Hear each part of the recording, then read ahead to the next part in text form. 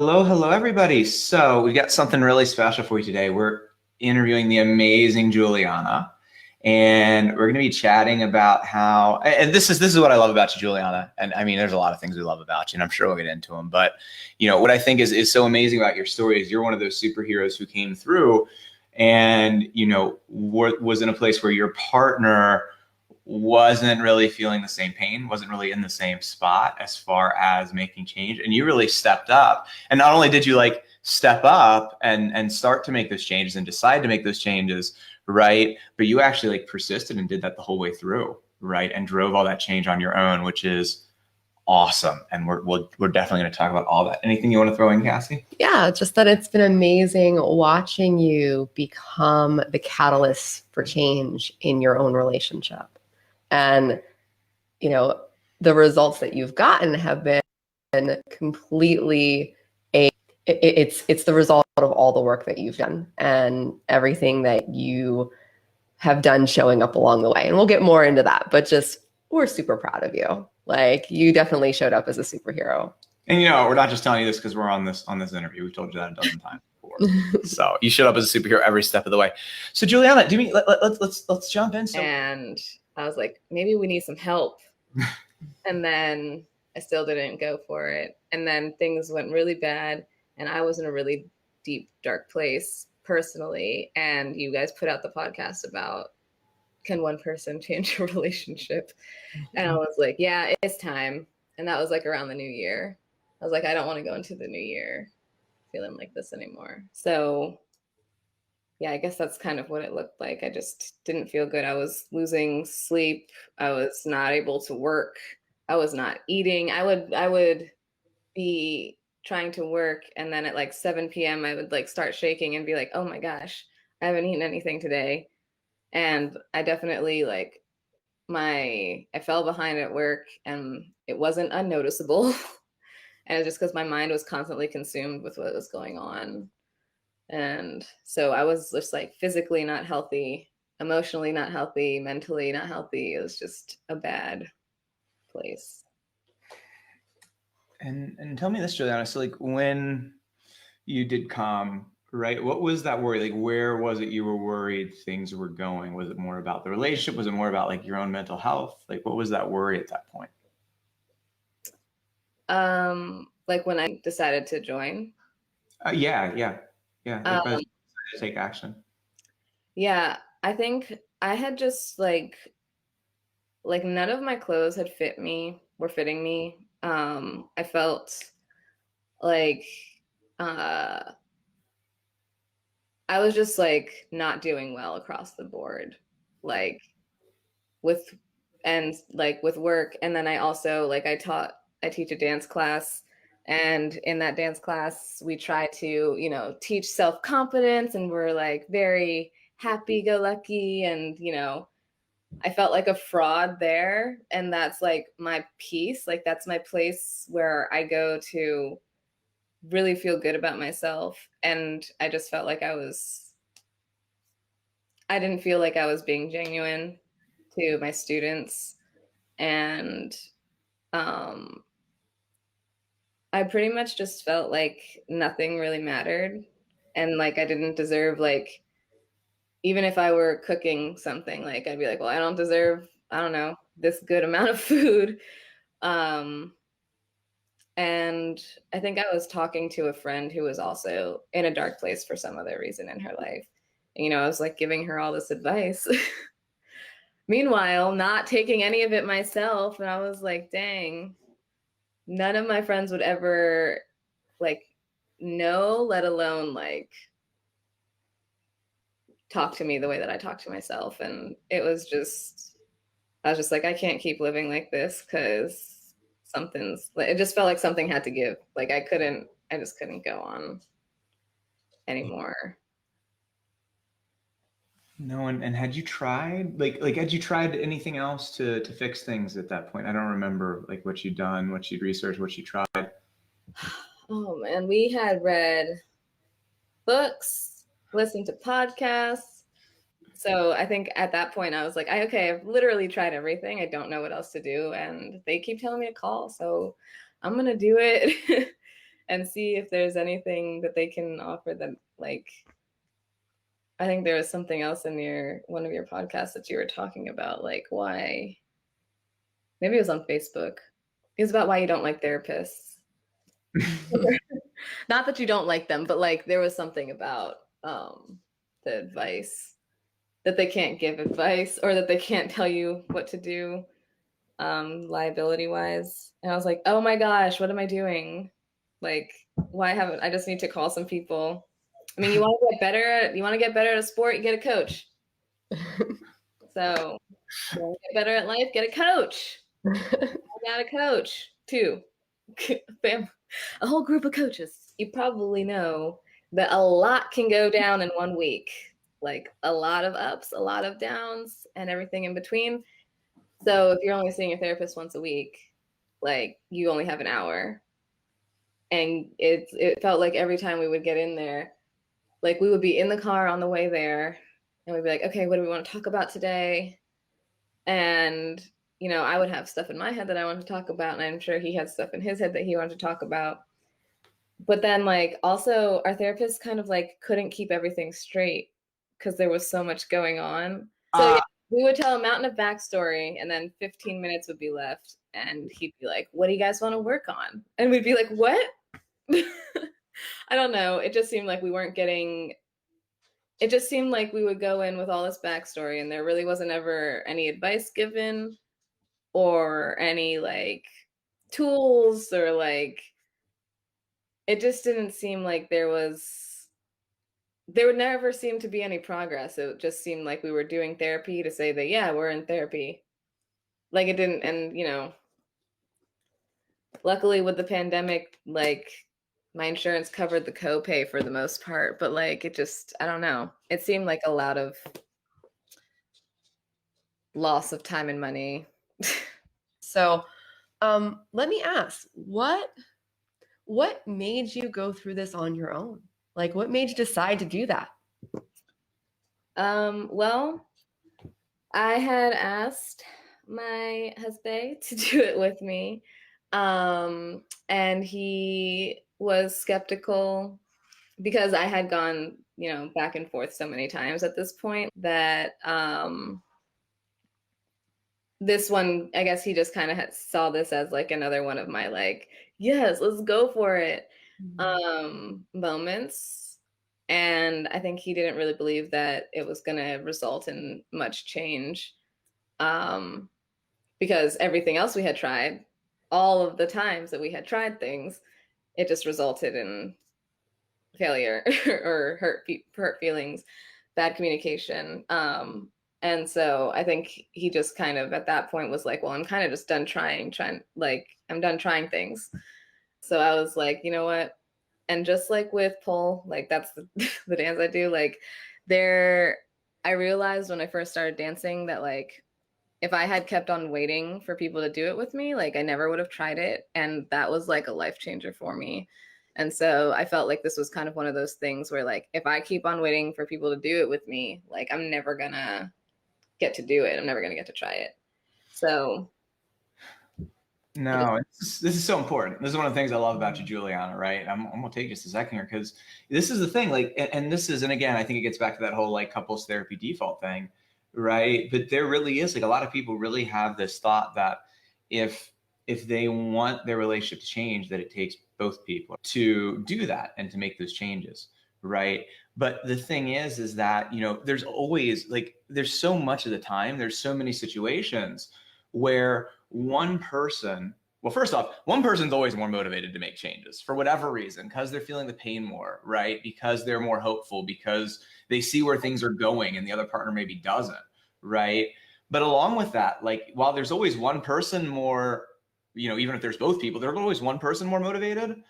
But at the same time, like, there's lots of situations where, for whatever reason, either because they're more motivated or because, like you said, like one person feels like they've, you know, everything's been tried and nothing's worked, right? Or sometimes it is, you know, I feel like I've been trying and doing all things for years and you've never done anything. And now you're coming to me and asking me to do something else, right? Like there's lots of situations where one person isn't in a spot, like they love you, they want to see the relationship work, they're willing to take what you bring back and they're willing to change, right? Because they love you and they want to see things work, but they're not willing to step up to make the decision to do the work themselves. And when people stay in that mindset of it has to be both people, right? There's so many opportunities that are lost to fix a relationship that could be made something beautiful. And so one of the things that I said I love best about you is you did step up as that superhero, right? And drive that change in your relationship. Yeah. And the great thing is that you're one of those people that along the way, even, time and time again, you were like, I'm going to do this. I'm going to do what I need to do, right? And you own that and you took that, right? That like, I'm going to look inwardly at what I can do for my relationship and ignored all those societal norms and those societal, kind of pressures of like, well, you shouldn't put the effort in if your partner's not like taking the strides exactly the same way you are. And it's so sad for a lot of people because what ends up happening is they end up, while they could be making positive change, instead just building more resentment and sitting back and waiting and waiting and waiting for their partner to take the first step rather than them taking that first step when they had the power to, right? And that's just one of the things that I just really admire about you is just through everything, you've always stepped up to take charge of your own relationship. Yeah. I was telling somebody last night, Julianna, I was talking to somebody, I said, I would rather any day of the week be talking to one motivated person on the phone than one person who's motivated and one person who's just there because their partner made them. Right. I like any day of the week. So no, that's great. But I love it. And I wanted to, like I said, I wanted to have you share that because so many people are stuck in that same spot, right? Of their partner is not in the same spot. And do they make change? Do they not? And I'm curious for you, like when you did join, what was it you were like kind of most skeptical about? Was it Marion not doing it with you? Was it wondering if this would work for you? Was it something else? Well, I kind of knew going in that it was going to be like a just me situation. I think like, I guess I was just kind of, I don't know, I was a little skeptical about like how much I could do to make change with someone who was so resistant. Um, because I was starting to change. I knew like there would be like differences in the way I tried to communicate with him. And we have our ways, we know when to push each other's buttons and how far to push and how to get the other one riled up. And I think I was just like a little skeptical that I would honestly, first of all, that I would have the willpower to like not fall back into regular habits. And secondly, that like me changing the way that I communicate would have a positive effect on how we communicate together. Because I like, I would be very careful about how I say things to not, push buttons. Get hit with the like, don't you therapy speak me. But it's not therapy speak, I'm trying to, talk about myself here. And so he could definitely pick up on the changes. And it definitely did make a difference, but I guess I was just nervous that I would be doing all this work and it would have resulted in no change at all. So, well, with that, I want to hear about some of the changes you saw and what were, Julianna, like right off the bat, what were some of the first changes that you noticed, like just within the first couple of weeks of you stepping up and starting to make those changes? Well, I think, like within the first couple of weeks, it was a lot of self-work. So like, I started to notice some changes within myself, just like starting to feel stronger and more confident about me being me. Because that was something that I was really struggling with, is that, I didn't have very high self-esteem. I didn't have a high value for my self-worth. And I just kind of felt like, it was, I didn't feel like I deserved any of his affection or anything. And so when I started making changes about how I felt about me, it was, you know, made it a lot easier to accept the things that he was trying to show me, which made how I showed up day to day like a lot better, generally speaking, because, you know, he'd give me a compliment and I wouldn't be like, whatever, you know. It was more like, you know, I could genuinely accept it and feel the love that he's been trying to show me, which then he doesn't feel so, you know, so negatively about trying to show me affection. So yeah, that's a pretty good example within the first few weeks. That's awesome. So, do you have anything you wanted to add there, or you want me to ask a question? Well, one thing, I want to talk about where you and your husband are at, but one thing that I think was amazing to watch with you, and you're kind of talking about it here, but not just in the first couple weeks, but through the whole course, was your own growth, right? Like your self-confidence building, all of that. Like, I'm curious, like I said, I want to talk about your relationship here in a second, but just for you, you know, besides just the first couple of weeks, but going through even to now, what are some of the biggest changes that you've noticed in yourself, like in your own self-growth and your confidence, that kind of thing? Because I know that's been a big mover for you. Yeah, I think I just feel like healthier overall. I mean, I'm eating more regularly. I guess I'm a lot better at, you know, doing work and doing home things and doing my dancing and dealing with the relationship stuff when I have to, rather than allowing it to like completely consume my entire being. So like being able to control and change my state has been a game changer for life. I will never not do this ever again. And so I just overall feel a lot healthier. I feel like I'm able to bring a better me to every situation, whether it's work, dance, or my relationship at home, just because I was not having a good time. I was like 2020, straight up not having a good time. And I know I wasn't the only one, but I felt, everyone has their shit and everyone's shit is shitty, but your own shit seems like the worst. And it felt like pretty bad, but I don't feel like now I feel almost a little guilty in that, like, I actually, when people are like, how you doing? I'm like, honestly, I'm fine. I'm great. Like, I'm having a good time. Like, I feel kind of bad that I'm not like with the whole, like, oh, everything sucks. I feel like I was really riding the everything sucks train with a lot of people before. And now I feel a little guilty that I don't feel so bad. That's not a bad thing. I don't know. Not, right? Like, here's the thing.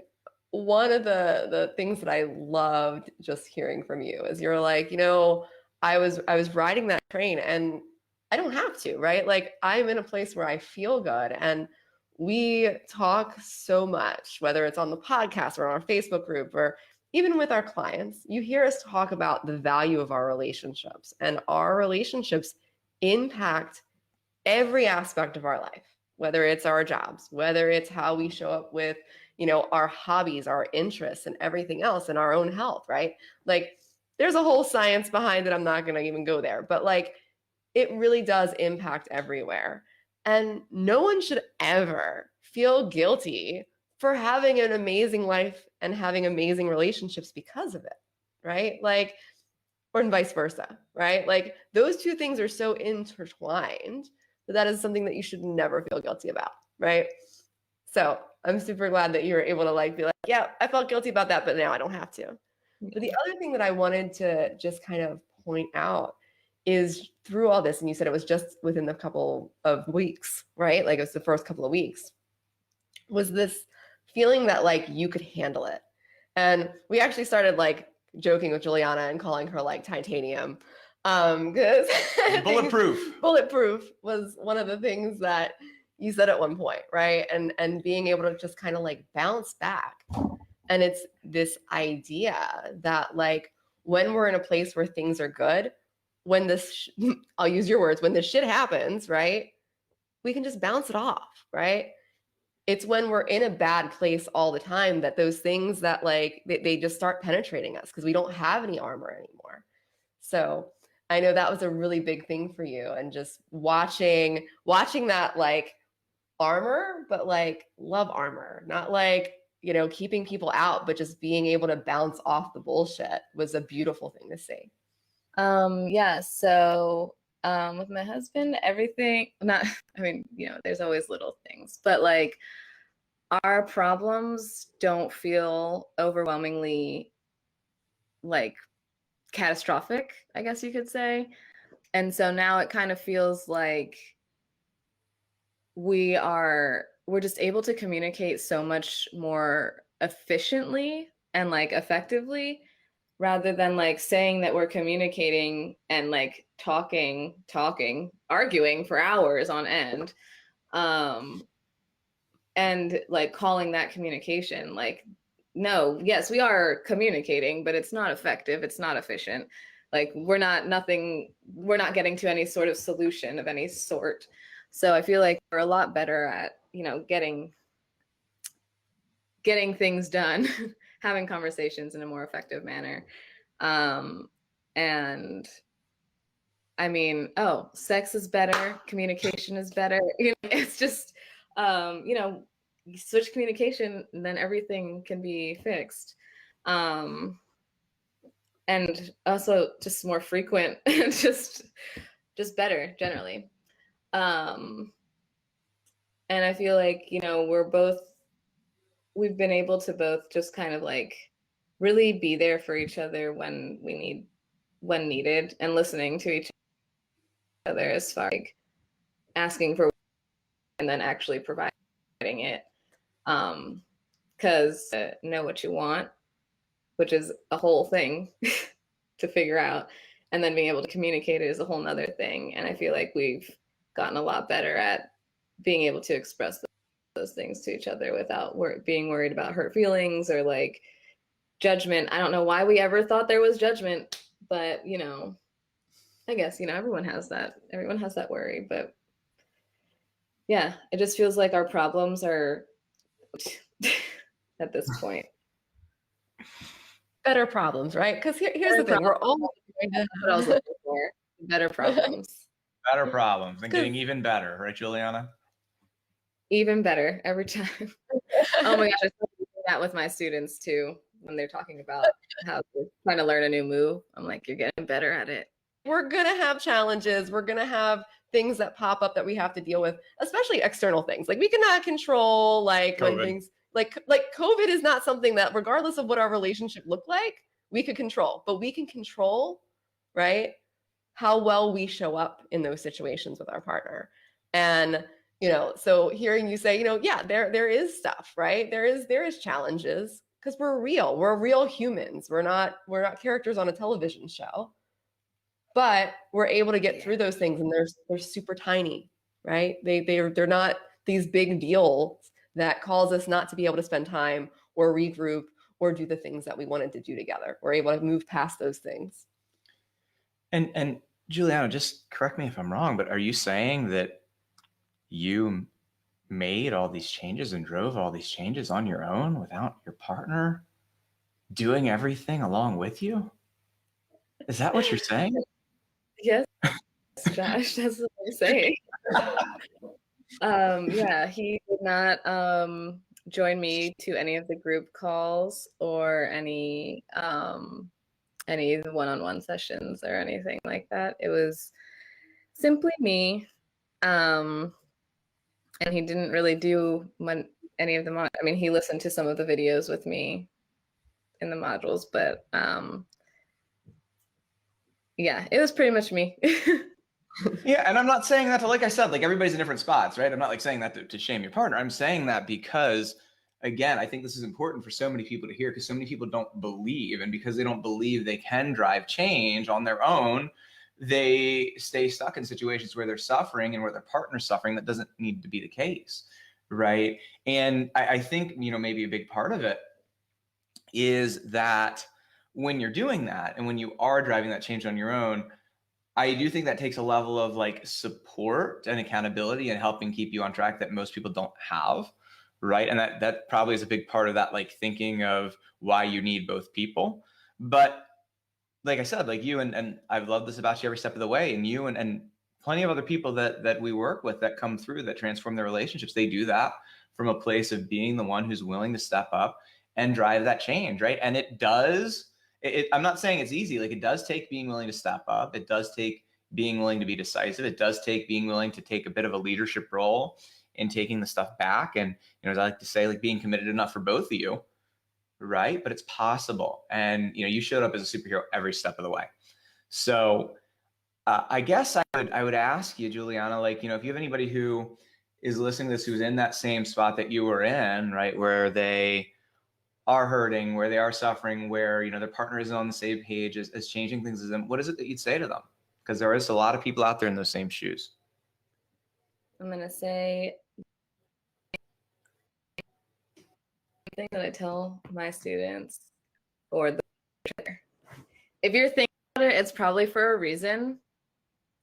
For somebody to do it with you, you're never going to do it. And it's just, if you're thinking about it, like it's probably your gut telling you to just go for it.